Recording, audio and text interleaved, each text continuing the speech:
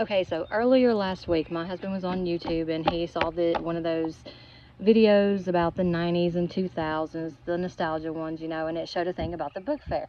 So he proceeded to tell me a story about when he was 10 years old. He had money for the book fair, but he was only $1 short. And back then, he didn't know he could ask his teacher, for $1 and his mom could pay him back or whatnot. And the person who was taking his money at the book fair, apparently they were being a total bitch. That's how he put it. So he gets mad, throws the chair shatters, and all that good stuff.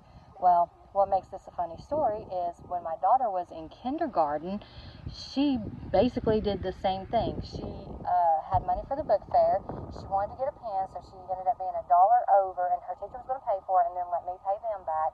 But she started pitching this little fit and the stuff, and they took her back to the classroom, and she grabbed a chair, threw it across the classroom, and the chair shattered. A metal chair shattered. The only difference is when my husband done it in the early 90s, he didn't really get kicked out of school. Yeah, he got in trouble, but he didn't get kicked out.